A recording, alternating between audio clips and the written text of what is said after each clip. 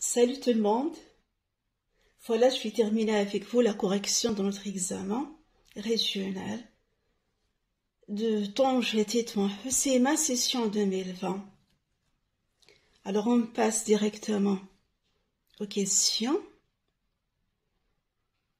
Quand vous savez, l'étude de texte est sur 10 points et la production écrite également est sur 10 points.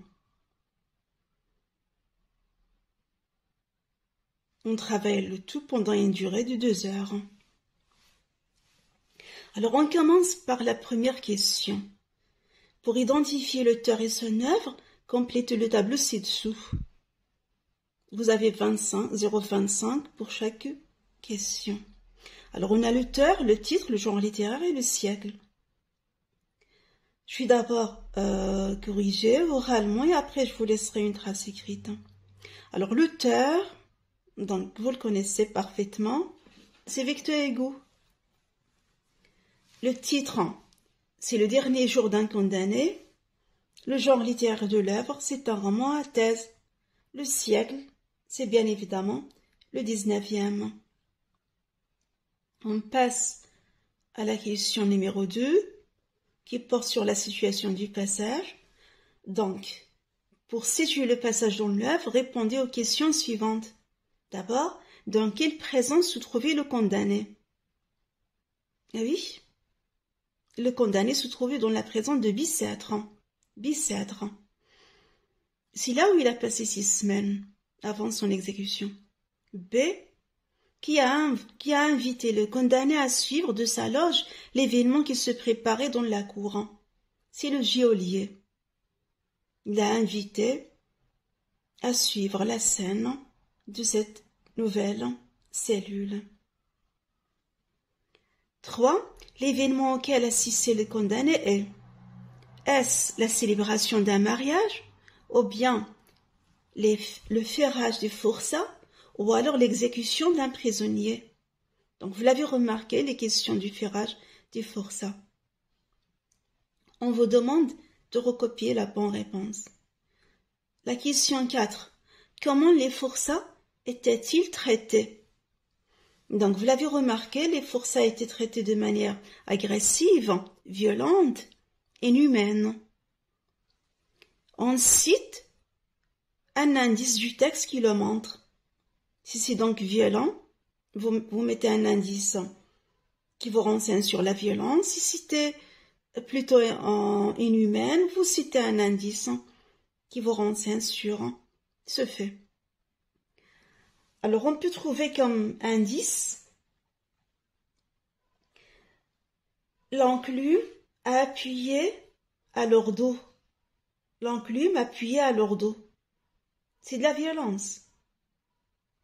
On fit asseoir les galériens dans la boue. C'est un traitement inhumain. Maintenant, pour la question 5. En quoi l'attitude du vieux était-elle différente de celle de tous les autres prisonniers? Le vieux est le seul à conserver quelque gaieté, à conserver également sa gaieté ou sa joie. 6. Dégagez du dernier paragraphe 2 indices qui soulignent la violence infligée aux forçats. La violence que subissent les forçats. Donc l'indice numéro 1. On peut prendre comme exemple les leurs rivèrent à froid à grands coups de masse de fer. À grands coups de masse de fer. Sinon, pour indice numéro 2, chaque coup de marteau fait rebondir le menton du patient. Encore, le moindre mouvement lui ferait sauter le crâne. Ce sont tous des indices qui soulignent la violence infligée aux forçats. Sinon, la violence que subissent les forçats. On passe à la question 7. Relevez dans le texte 4 mots ou expressions appartenant au champ lexical du ferrage. Vous avez 0,25 sur chaque mot. Alors on peut citer collier, forgeron, enclume, fer, marteau. J'ai cité 5. Donc on vous demande juste 4. Il ne faut pas dépasser le nombre de mots qu'on vous demande. Donc vous pouvez proposer marteau, fer, enclume, forgeron. Pour la question 8, cependant la pluie tombait à flot. La figure de style employée dans cet énoncé est une personnification, une hyperbole ou alors une antithèse. Recopiez la bonne réponse. Donc, la pluie tombait à flot, donc il est question d'une hyperbole, on exagère. 9. En décrivant les forçats dans la cour, le condamné a eu pitié d'eux. Il a ressenti de la pitié et de la compassion.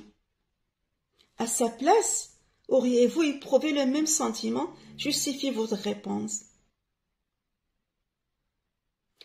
Au fait, en arabe, lorsqu'on dit le condamné a eu pitié, c'est-à-dire quoi?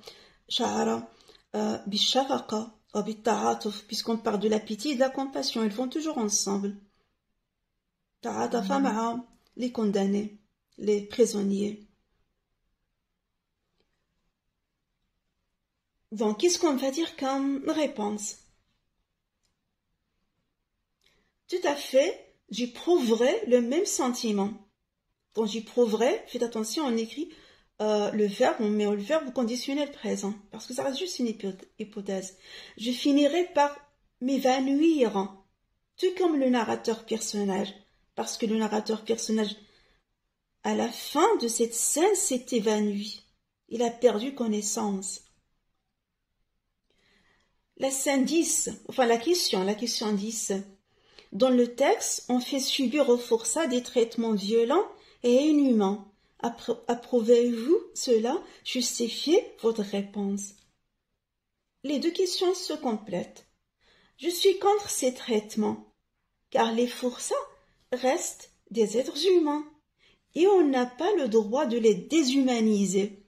Les déshumaniser, c'est-à-dire ôter leur côté humain, les bestialiser, sinon leur ôter leur dignité humaine. Voilà, c'est donc la fin de la correction, de la compréhension de l'écrit. Je vous laisse la trace écrite pour la scanner. Donc, facteur égout, comme auteur, le dernier jour d'un condamné.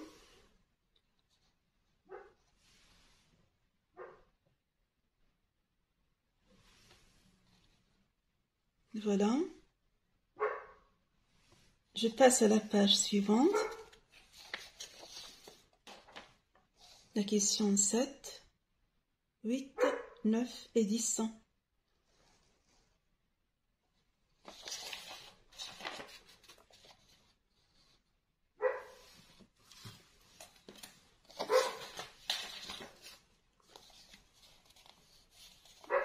Maintenant, c'est beaucoup plus clair, peut-être. Voilà.